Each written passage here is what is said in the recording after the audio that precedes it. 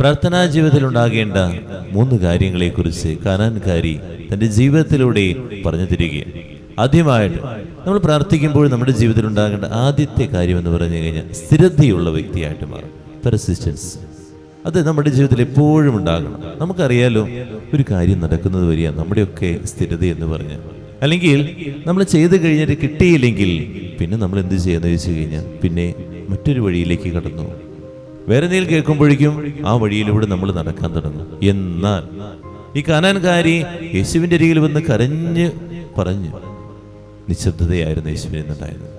പക്ഷേ അവൾ നിർത്തിയില്ല, പിന്നാലെ നടക്കുക. വീണ്ടും ശിഷ്യർ പറഞ്ഞു, ഇവളെ പറഞ്ഞയച്ചേ, അടുത്ത തടസ്സം വരിക. എന്നിട്ടും അവള് അവിടുന്ന് പോയില്ല. ഇനി മൂന്നാമതായിട്ട് നമ്മൾ മനസ്സിലാക്കേണ്ടത്, അവളെ നായെ ഉപമിച്ചു. ഒരു നായോടൊപ്പം ഉപമിച്ചിട്ട് പോലും, കടുത്ത ഭാഷ പറഞ്ഞിട്ട് പോലും അവള് അവിടുന്ന് പിന്തിരിഞ്ഞു പോയില്ല. അതാണ് സ്ഥിരത എന്ന് പറയുന്നത്. നമ്മുടെയൊക്കെ ജീവിതത്തിൽ ഇതുപോലെ തന്നെയായിരിക്കും. ആദ്യ തവണ എൻട്രൻസ് എഴുതി കിട്ടിയില്ല, വീണ്ടും നമുക്ക് കുറേ പരിശ്രമിച്ച് വീണ്ടും എഴുതി കിട്ടിയില്ല. നമ്മളപ്പോഴേക്കും ഒക്കെ അവസാനിപ്പിച്ച് എല്ലാം മടക്കി നമ്മൾ പോകും. ഇനി ഞാൻ പ്രാർത്ഥിക്കില്ല, ഇനി ഞാൻ പള്ളിയിൽ പോകുകയില്ല, എനിക്ക് വിശ്വാസമില്ല. ഇതുപോലെ തന്നെ ആയിരിക്കാം നമ്മളുടെ കുടുംബത്തിലെ ദുശീലങ്ങൾ എന്തെങ്കിലുമൊക്കെ ഉണ്ടെങ്കിൽ ഭർത്താവിന് വേണ്ടി ഇങ്ങനെ കരഞ്ഞ് പ്രാർത്ഥിക്കുക, വർഷങ്ങളായിട്ട് പ്രാർത്ഥിക്കുന്നുണ്ടാകും. അല്ലെങ്കിൽ മക്കൾക്ക് വേണ്ടി വർഷങ്ങളായിട്ട് പ്രാർത്ഥിക്കുന്നത്. കുറച്ച് കഴിയുമ്പോഴേക്കും നമ്മളെല്ലാം അവസാനിപ്പിച്ചു പോകുന്നത്.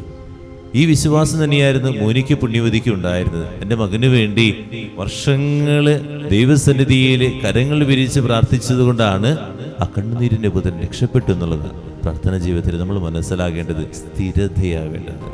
നമ്മുടെയൊക്കെ ജീവിതം എന്ന് പറഞ്ഞാൽ ഒരു വാർഷിക ധ്യാനം കഴിഞ്ഞു, ഒരു മാസധ്യാനം കഴിഞ്ഞു, ഒരു കുമ്പസാരം കഴിഞ്ഞു. ഞാൻ ഇന്നു മുതൽ ഈ ടൈം ടേബിൾ അനുസരിച്ച് പ്രാർത്ഥിക്കും, വചനം വായിക്കും, ധ്യാനിക്കും.